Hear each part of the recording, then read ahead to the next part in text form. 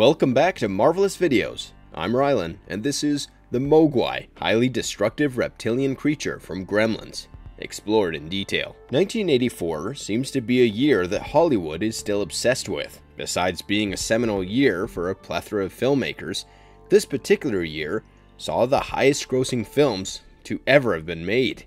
Well, if we were to take a closer look at this year, we do have blockbuster hits like Beverly Hills Cop, Ghostbusters, Indiana Jones and the Temple of Doom, Gremlins, and The Karate Kid, amongst many others to talk about.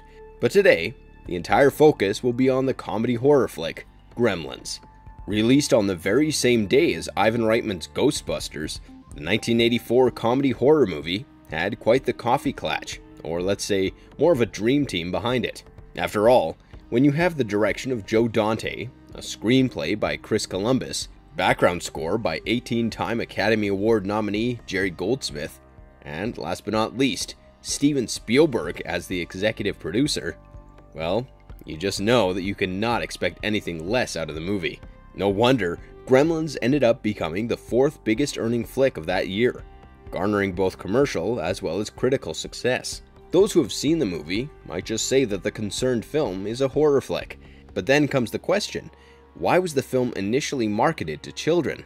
So, back in 1984, many commercials related to the flick made the audience come to the conclusion that Gremlins was child-friendly. And if you look at the trailer, there's this very cute little furry creature called a Mogwai on display. Just one look at it, and you'd want to cuddle with it until the cows come home. So, most parents thought that the movie was meant for children. The trailer forgot to mention, or let's say didn't show us, was a bunch of highly destructive reptilian monsters that came out of Gizmo's back after one of the rules pertaining to them was broken. And that's not all. The trailer was quite discreet about not showing the part where these creatures killed an old lady just for the sake of it, or for that matter, the part where one of them met its grisly demise inside a blender and another inside a microwave. We are skipping the details of Columbus's original script that had the Gremlins killing the dog, and also decapitating Randall Peltzer's wife, Lynn, and then hurling the severed head down the stairs. Guess it wasn't really much of a family-oriented movie after all. It goes without saying that the film did have its share of gore, given the time period, and there's no denying that it was capable of scaring the living daylights out of children back then.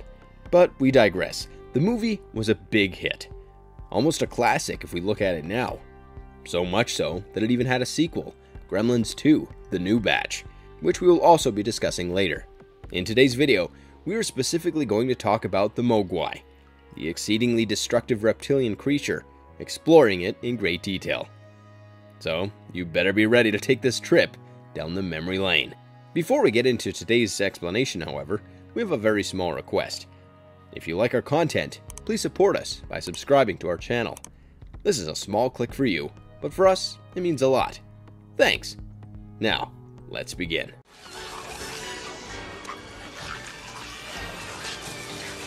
The Mogwai's origins. Anybody here for Chinese? Well, of course, we have our reasons for asking such a question, because the literal Chinese translation of Mogwai means devil. Going back to Chinese folklore, Mogwai refers to certain demons that are reported to cause harm to humans. The onset of a monsoon plays a huge factor for them to breed because apparently rain implies richer and fuller times ahead. If we were to break down the word into parts, Mo is taken from the Sanskrit word Mara, which means evil beings. Both in Hinduism and in Buddhism, Mara shapes the faces of death and desire, and ties people to an eternal circle of re-embodiment and suffering. It is the foundation of evil, and deliberately directs people to wrongdoings and self-annihilation.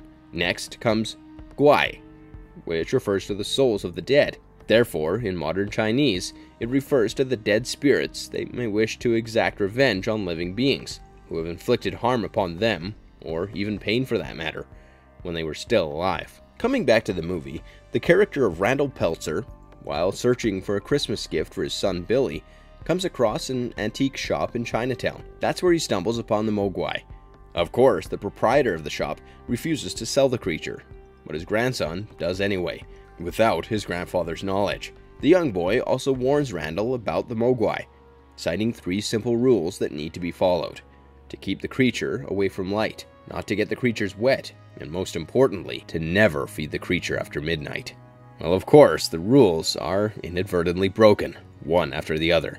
This leads to the Mogwai reproducing into what later turns out to be scaly reptilian mischievous little creatures, known as the Gremlins.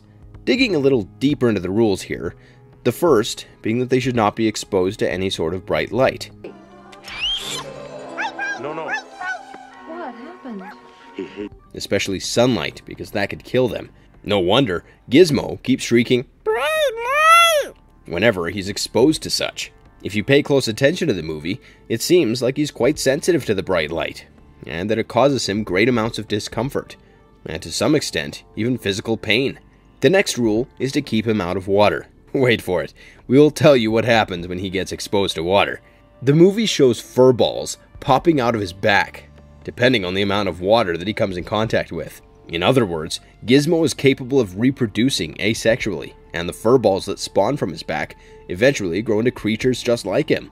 On the whole, the creatures look pretty innocent, and most importantly, not that interested in harming human beings. But that is, of course, until the time that you feed the Mogwai after midnight. The minute one does that, or let's say the creatures are smart enough to trick people into giving them food, they form cocoons, which eventually hatch and emerge as ferocious, scaly reptilian creatures, known as Gremlins, possessing needle-sharp fangs, razor-sharp claws, and a high intellect. Nature-wise, the Gremlins are very violent. They love causing pain. They are always up to some sort of mischief, and they love to scare humans to death, and are generally destructive. They are very energetic as well, and love to roam around in packs. Of course, there is a leader, one who is more dominant and mean-spirited than the others. Of course, we are talking about Stripe, the aggressive one boasting a lump of fur on his head. The other Gremlin leaders were Mohawk and Brain. No points for guessing why Stripe and Mohawk had such names in the first place. For those who have no clue, well, it's because of their stripe of fur that the duo boasted, which the others didn't have. While Stripe led the pack, Mohawk was more into torturing and tormenting Gizmo. As for Brain, he was more the intelligent one, so much so that he even replaced Mohawk as the leader of the pack. Now, was that civilized? No, clearly not. Beyond to the films. Both the movies, unfortunately, explain nothing about the origin of a Mogwai, or even Gremlins for that matter. So, when George Guype adapted the script for the first movie for novelization, the book did put forth an origin for both Mogwai and Gremlins as a prologue. As per Guype's story, the creatures procreated during monsoons, hence asserting why they multiply in numbers whenever they come in contact with water. The original Mogwai, as per Guype's story, can very easily be more than 1,000 years old. Their brains are able to process thoughts way faster than words. Therefore, they don't really follow a particular language. But a Mogwai that is created generally has a life cycle shorter than its creator. They apparently do not have any recollection of their reproductive process, or their transformation phases for that matter. Digging a little further into the story, the Mogwai were brought to life by a scientist called Mogwai, one who desired to create a species that could survive under diverse conditions, be able to procreate rapidly, and be gentle and highly intelligent all at the same time. While Mogwai was at his genetic engineering of the Mogwai, the goal was to dispense them to the neighboring planets as galactic diplomats, in the hopes of reinstating harmony in every society. Coming back to the proprietor of the Chinatown antique shop, Mr. Wing, when he comes to take back Gizmo and says that the Western society is not ready to take the responsibility of a Mogwai. You do not understand. Well, it somehow points towards the fact that we as humans are still not ready for peace. Mogwai, in due course, put a halt to his experiments on the Mogwai, especially when the Gremlin side came into focus. And because that was their dormant side, very few were able to hold up to their gentle nature. In short, the species were still unstable, but by then, the Mogwai had already been dispatched to several planets, and that include Earth as well. 1, 2, 3, 4, 5 noons. Now can I have one? The Gremlins are coming. Gremlins, 1984. A struggling inventor of dubious skills, Randall Peltzer, comes across an antique store in Chinatown. Initially, Peltzer had his usual plans of selling one of his latest inventions, the bathroom buddy, that he addresses as the invention of the century to the owner of the shop. But while demonstrating his invention, Where's that coming from? He got lured by the singing Mogwai at the back of the store, and he goes to check out the creature. After one look at it, Randall has already made up his mind that he must have the furry little creature as a Christmas present for his son, Billy. But, despite placing $200 right in front of Mr. Wing, the proprietor refuses to sell him the creature. However, his grandson, aware of the fact that his family needed the money, gives Pelter the creature without keeping his grandfather in the loop, and tells him to follow the 3 rules, which are, once again, to keep him out of the light, keep him away from water, and most importantly, to never, ever feed him after midnight, no matter how much he cries, no matter how much he begs. No matter how much he begs, never feed him after midnight. The scene next follows to Billy, who works at a local bank in Kingston Falls. He is paid a visit by the unsympathetic, grudge-bearing old Mrs. Deagle, who informs him about his pet dog Barney destroying her lawn, and how happy she would be to put down the dog. Billy comes back home, and so does his father from his trip to Chinatown. Pelter greets his family Merry Christmas, and hands Billy the Mogwai in a wrapped box. Before Billy opens the gift, thinking it to be a birdcage and then a puppy, Pelter asks his wife Lynn to dim the lights. Billy opens the box and is startled to find a cute, furry little creature jumping from inside the box. Pelter tells his son that it's his new pet, whom he has already nicknamed Gizmo. With Lynn attempting to take a picture of Gizmo and Billy, the flash from the camera frightens the little guy as he starts shaking. Pelter suddenly recalls the rules and states them to his wife and son. The next day, Billy and his friend Pete are over at his place, and while the duo plays with Gizmo, Pete inadvertently spills a glass of water on the creature, and that's how the trouble begins. Gizmo starts screeching, and immediately, 5 tiny fur balls come straight out of his back, one after the other. The fur balls start moving and growing bigger in size, and within just a few minutes, they turn just like Gizmo. 1, 2, 3, 4, 5 noons. Now can I have one? Billy decides to first take one of them to his former science teacher, Mr. Hansen, to have him examine the creature further. Mr. Hansen puts a drop of water on him and is absolutely thrilled to see a new Mogwai emerging from his back in the same manner as before. Mr. Hansen decides to keep the new Mogwai to study him further. Back at home, Billy is actually surprised to see the new batch having a very different personality than their creator. Unlike Gizmo, they aren't quite friendly at all. In fact, they're more on the aggressive side, and one of them in particular has a strip of white fur on his head, and even tries to bite Billy when he attempts to pet it. Billy names him Stripe, and it goes without saying that he is the leader of the new batch. Later, Billy makes a trip to the bar and ends up asking out Kate Berenger, one of his co-workers from the bank whom he romantically fancies. That very night, Stripe and his gang mislead Billy into feeding them fried chicken after midnight, something that he doesn't figure out until the very next day. By morning, the new batch of Mogwai has molded into cocoons. It's the same case at Hansen's, who before calling it a night had left a half-eaten sandwich on the table, and the creature had easy access to it. The cocoons start hatching, and a frightened Gizmo shudders inside a football helmet, watching them emerge as gremlins, or in other words, exceedingly mischievous, destructible reptilian creatures. A horrified Billy has his first encounter with a gremlin at school, who by then had already taken care of Mr. Hansen by shoving one of the blood test syringes straight into his butt. The gremlins back at the Pelter house start torturing Gizmo. They even end up attacking Lynn, who manages to kill one of them by switching on the blender, another by stabbing it with a kitchen knife, and a third inside the microwave. As for the fourth gremlin, Billy helped Lynn by driving it into a fireplace. Stripe, however, is able to escape to the YMCA, where he ends up jumping right into the pool, generating an army of gremlins. Their rampage has many dwellers of Kingston Falls getting seriously injured, and even dying for that matter. The latter includes Mrs. Deagle. The gremlins go to the extent of even holding Kate hostage at the bar, but Billy is able to save her right on time. The duo, along with Gizmo, manage to hide themselves at the bank, and that's where Kate discloses to them the real reason why she hated Christmas.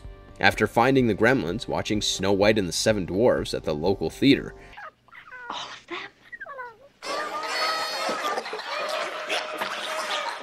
Billy and Kate are able to blow up the place, killing all of them but Stripe. Determined not to let Stripe escape and wreak more havoc, Billy does everything he can to stop him. However, it's not till Gizmo has Stripe exposed to the sunlight that the creature is killed, finally putting an end to the horror. Later, Mr. Wing, having found his way to the Peltzer house, comes to take back Gizmo with him. He rebukes the Peltzers for their actions and tells them that the Western society is still not ready to take on the responsibility of the Mogwai. Right before leaving with the creature, he tells Billy that perhaps he will, in due course, be ready to take care of him. Gizmo bids Billy goodbye and departs with Mr. Wing. Ever wondered how the idea of these creatures came into existence? Well, you might be surprised to know that back when a loft in Manhattan's Garment District was actually home to the then New York University film student graduate screenwriter Chris Columbus, he was actually spooked out by a group of mice scampering around in the night. Who would have imagined that it would actually inspire him to make such a movie? Then again, that's Chris Columbus for you. We have to get everyone out of the building, and we gotta close the building down. That's ridiculous. We gotta do it before sundown, too. Yeah? Here they grow again. Gremlins 2, The New Batch, 1990. It has been a few years since the events of the first movie took place. Bill and Kate are currently residing in New York, both working for Clamp Enterprises, under the eccentric billionaire Daniel Clamp. While Billy is in the Department of Design, Kate is employed as a tour guide. In the meantime, Mr. Wing has been offered quite a sum of money to sell his antique shop to Clamp. It's part of a new project in the particular area. Of course, he refuses, but he dies eventually. I'm sorry. Please tell Mr. Clamp that... After his death, his shop gets taken over and destroyed. As for Gizmo, he is captured and taken to the research laboratory situated in the Clamp office building. The head scientist of the lab happens to be the crazy Dr. Catheter, who has plans of dissecting Gizmo in order to know more about the Mogwai. But after Billy learns about Gizmo, he is able to save him along with Kate. Enthralled by Billy's expertise in the field of concept design, Clamp makes friends with Billy. You've captured the whole essence of the project right here. Look at the kids. However, with one of Billy's bosses taking him to a restaurant, Gizmo, who is left by himself in the office, accidentally manages to get water spilled on him. The result is the birth of 4 new Mogwai: Daffy, George, Lenny, and Mohawk. The last one isn't just leader of the new pack, but is also more like the reincarnation of Stripe. Imagine the horror when the new batch actually ends up stuffing Gizmo into an open sewer. On the other hand, Kate, having been told by Billy to get Gizmo, comes and mistakenly takes Daffy, thinking him to be Gizmo. As for the other 3, they make their way past a restaurant and gorge on all kinds of food after midnight, eventually transforming them into gremlins. Gizmo is able to escape from the air vent, but soon gets captured by Mohawk, and the latter ends up torturing him. The other gremlins blow up a microwave and start a fire, all in the hopes of catalyzing the sprinkler system. They are successful in producing their army, and eventually throw the entire building into a state of mayhem. Billy is left with no choice but to brief Clamp about the dark green, vicious reptilian creatures. We have to get everyone out of the building, and we gotta close the building down. That's ridiculous. We gotta do it before sundown, too. Yeah? While Billy tries to tempt the gremlins into the lobby, hoping that they would be exposed to sunlight, Clamp makes his way through a secret tunnel to cover the front of the building in a giant sheet. Meanwhile, the gremlins, unable to go out of the building premises, enter the research laboratory and come in contact with genetic serums. As a result of the formula they drink, one emerges as the intelligent brain gremlin, another as a female gremlin, and a third becomes this being of pure electricity and kills Dr. Catheter, not before Billy is able to trap it in Clamp's answering machine. Billy's neighbor from Kingston Falls, Murray Fuderman, who happens to visit New York City with his wife Sheila, also gets attacked by a bat gremlin hybrid, one that's impervious to sunlight, by the brain gremlin with a genetic sunblock. Fuderman is able to defend himself by managing to pour cement on it, and he enters the building using the same secret route that Clamp took while exiting. He is successful in driving off Daffy, who by then tied up Billy in a dentist chair and was about to experiment on him using a dentist drill. Meanwhile, Mohawk drinks a spider serum and transforms into a dreadful gremlin spider hybrid, ambushing both Kate as well as Billy's boss Marla. But Gizmo, fed up with the other gremlins, constantly bullying and torturing him, saves the duo by killing Mohawk. Gizmo does this by making a bow and a flaming arrow as a weapon. As for the rest of the gremlins, they assemble in the lobby not aware that the humans have plans of having them exposed to the sunlight. Yet, the plan gets hampered by storm clouds blocking the sun. Billy comes up with yet another plan to kill the creatures. He has Fuderman spraying them with water, and then setting free the electric gremlin that he had earlier trapped in Clamp's answering machine. Most of the gremlins get electrocuted as a result, and the electric gremlin ends up exploding. Clamp finally barges in with the police and the press, and is absolutely thrilled by the consequences. So much so that he ends up promoting most of them. Billy and Kate come back home with Gizmo. As for Greta, the female gremlin, and the only survivor out of the batch of new gremlins, she is able to trap Forrester, the chief of security, at the highest floor of the state-of-the-art high-rise building. The enamored female gremlin has finally managed to corner him. Just imagine the success of Gremlins, that it actually ended up generating a sequel, one that definitely took things up a notch. Well, one of the opening scenes of the sequel has this aerial footage of New York City on display. Would you be surprised if we told you that that shot was not really filmed for the sequel? It was actually stock footage, one that was taken from Sidney J. Fury's 1987 superhero flick, Superman 4: The Quest for Peace. Dante went ahead with it, despite the budget that he had.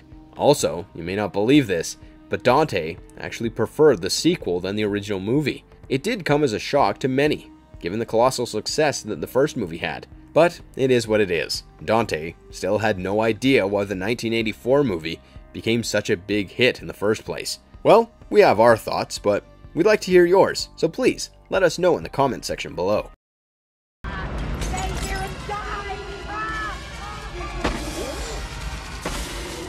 Future of the franchise. While there have been talks about a third Gremlins movie for literally decades, it is apparently still in active development. But if reports are to be believed, the screenwriter of the original movie, Chris Columbus, has apparently finished the twisted and dark Gremlins 3 script. Amongst the other things that Columbus had stated, the movie was also to have the origin of the Gremlins taken care of. The third movie is said to be the darkest installment. We're keeping our fingers crossed here, and honestly hoping that the movie finally gets made. Also, we thought it would be interesting to let you guys know about the HBO Max animated series called Gremlins: Secrets of the Mogwai that will be airing on Cartoon Network. For those of you who have no idea about it, well, the animated series is supposed to be kind of a prequel to all the films that have been made so far. If you enjoyed today's video, don't forget to send a like and subscribe to our channel if you haven't already. For Marvelous Videos, I'm Rylan. Have a good one, be safe, and thanks for watching.